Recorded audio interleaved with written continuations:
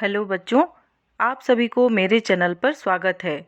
आज हम कक्षा 7वीं के हिंदी किताब वसंत भाग 2 के पार्ट 1 हम पंछी उन्मुक्त गगन के प्रश्नोत्तर करेंगे। चैनल पर पहली बार आए हैं तो चैनल को सब्सक्राइब जरूर करें। अब हम कविता से आने वाले प्रश्न के उत्तर करेंगे। पहला प्रश्न है, हर तरह की सुख सुविधाएं पाकर भी पंछी पिंजरे में बंद क्यों नहीं रहना चाहते? उत्तर है, हर तरह की सुख सुविधाएं पाकर भी पंछी पिंजरे में बंद नहीं रहना चाहते क्योंकि उन्हें वहां उड़ने की आज़ादी नहीं है। वे तो खुले आसमान में ऊंची उड़ान भरना, नदी झरनों का बहता जल पीना, कड़वी निबोरियां खाना, पेड़ की ऊंची डाली पर झूलना, कूदना, फुदकना, अपनी पसंद के अनुसार अलग अलग ऋतुओं में फलों के दाने चुगना और क्षितिज मिलन करना ही पसंद है। यही कारण है कि हर तरह की सुख सुविधाओं को पाकर भी पंछी पिंजरे में बंद नहीं रहना चाहते। प्रश्न नंबर 2, पक्षी उन्मुक्त रहकर अपने कौन कौन सी इच्छाएं पूरी करना चाहते हैं? उत्तर है, पंछी उन्मुक्त रहकर अपनी अनेक इच्छाओं को पूरा करना चाहते हैं। जैसे इसको हम पॉइंट अनुसार लिखेंगे। फर्स्ट पॉइंट पर हम लिखेंगे, वे खुले आसमान में उड़ना चाहते हैं। दूसरे पॉइंट पर हम लिखेंगे, वे अपनी गति से उड़ान भरना चाहते हैं।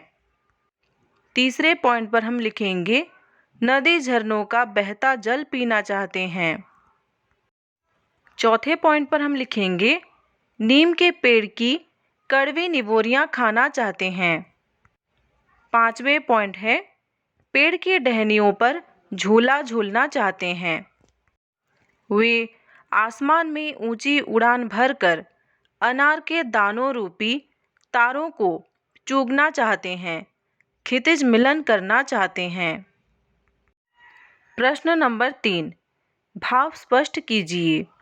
या तो क्षितिज मिलन बन जाता या तंती सांसों की डोरी। उत्तर है, इस पंक्ति में कवि पक्षी के माध्यम से कहना चाहते हैं कि यदि मैं स्वतंत्र होता तो उस असीम क्षितिज से मेरी होड़ हो जाती। मैं इन छोटे छोटे पंखों से उड़कर या तो उस क्षितिज से जाकर मिल जाता या फिर मेरा प्राणांत हो जाता। अब हम कविता से आगे के प्रश्न उत्तर करेंगे। प्रश्न नंबर 1, बहुत से लोग पक्षी पालते हैं। क का प्रश्न है, पक्षियों को पालना उचित है अथवा नहीं? अपने विचार लिखिए। उत्तर है, हमारे दृष्टिकोण से पक्षियों को पालना उचित नहीं है। इससे हम उनकी आज़ादी पर रोक लगा देते हैं। उनकी इच्छाओं, सपनों तथा अरमानों पर पाबंदी लग जाता है। उन्हें प्रकृति में स्वच्छंद विचरण करने देना चाहिए। उन्हें वही प्रसन्नता मिलती है। ख का प्रश्न है, क्या आपने या आपकी जानकारी में किसी ने कभी कोई पक्षी पाला है? उसकी देखरेख किस प्रकार की जाती होगी? लिखिए। उत्तर है, हमारी एक पड़ोसी ने तोता पाला था। उस पड़ोसी ने उसे मेले से खरीद कर लाया था। उसके परिवार के सभी सदस्य मन से उसकी देखरेख किया करते थे। प्रतिदिन उसकी पिंजरे की सफाई किया करते थे। एक कटोरी में पानी पीने के लिए तथा खाने के लिए चना दिया जाता था। इसके अलावा तोते को मौसमी फल तथा मिर्च भी खाने को दिया जाता था। मेरा पड़ोसी घंटों उस तोते से बातें किया करता था और उसे लेकर घुमाने पार्क में जाया करता था। तोते ने घर के सभी सदस्यों के नाम रट लिया था, लेकिन तोता खाना भारी मन से खाता था। जब मैं पड़ोसी के घर पिंजरे के पास जाता था, तो वह हमारी ओर आशा भरी दृष्टि से देखता था। प्रश्न नंबर 2। पक्षियों को पिंजरे में बंद करने से केवल उनकी आज़ादी का हनन ही नहीं होता, अपितु पर्यावरण भी प्रभावित होता है। इस विषय पर 10 पंक्तियों में अपने विचार लिखिए। उत्तर है, पक्षियों को पिंजरे में बंद करके उनकी आज़ादी का हनन होता ही है, क्योंकि उनकी प्रकृति है उड़ना। पिंजरे में बंद करके हम उन्हें पराधीन बना देते हैं, जिससे उनकी आज़ादी तो समाप्त हो ही जाती है, साथ ही पर्यावरण भी प्रभावित होता है, क्योंकि पर्यावरण को संतुलित करने में भी पक्षियों का सहयोग रहता है। पक्षी आहार श्रृंखला को नियमित करते हैं, जैसे घास को टिड्डा खाता है, टिड्डे को पक्षी खाते हैं, और यदि पक्षी ना हो तो टिड्डों की संख्या अत्यधिक हो जाएगी, जो फसलों को नष्ट कर देंगे। यदि टिड्डे ना हो तो घास इतनी बढ़ जाएगी कि मनुष्य परेशान हो जाएगा। इस तरह पंछियों के कारण पर्यावरण संतुलन रहता है। अब हम अनुमान और कल्पना में आए प्रश्न और उत्तर करेंगे। प्रश्न नंबर 1। क्या आपको लगता है कि मानव की वर्तमान जीवन शैली और शहरीकरण से जुड़ी योजनाएं पंछियों के लिए घातक है? पंछियों से रहित वातावरण में अनेक समस्याएं उत्पन्न हो सकती हैं। इन समस्याओं से बचने के लिए हमें क्या करना चाहिए? उक्त विषय पर वाद विवाद प्रतियोगिता का आयोजन कीजिए।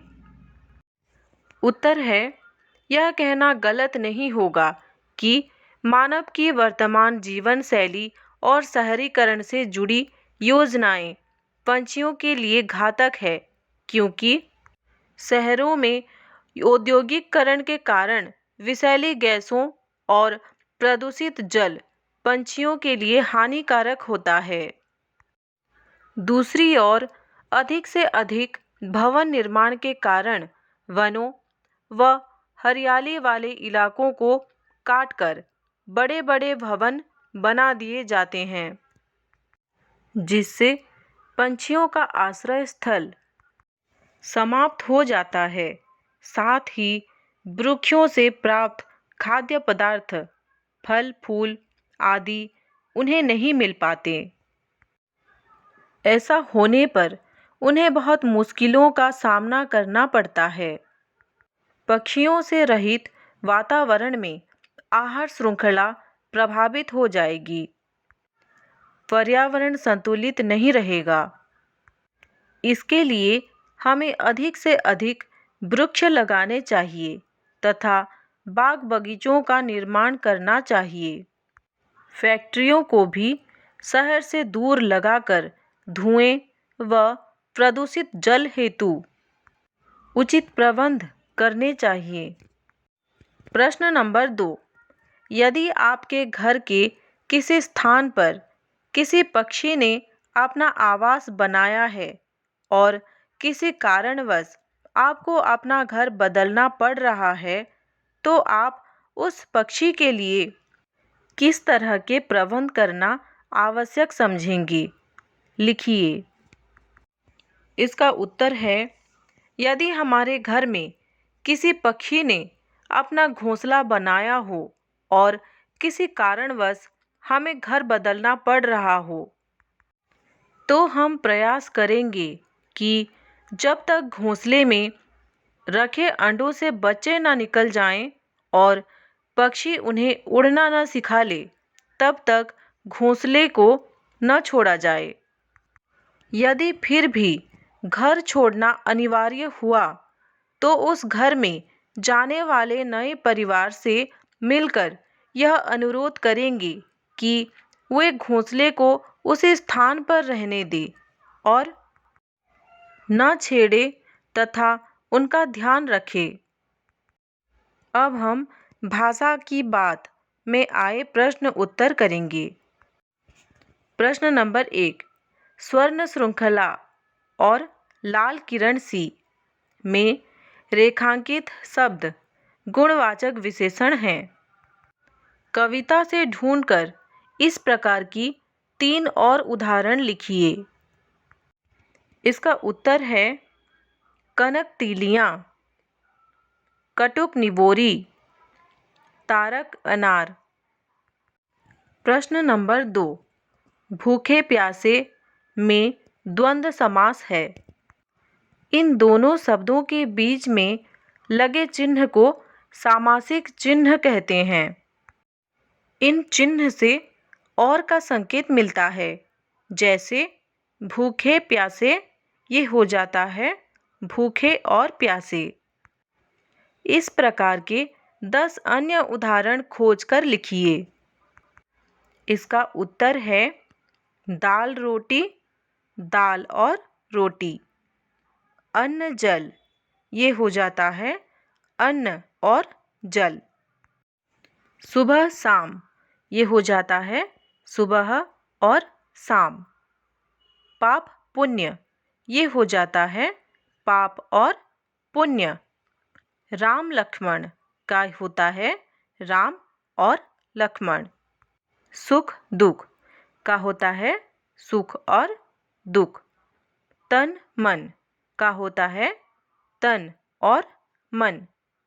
दिन रात का होता है दिन और रात। दूध दही का हो जाता है दूध और दही। कच्चा पक्का का हो जाता है कच्चा और पक्का। कक्षा 7वीं वसंत किताब के सभी पाठ के प्रश्नोत्तर पाने के लिए चैनल को लाइक और सब्सक्राइब करें। धन्यवाद।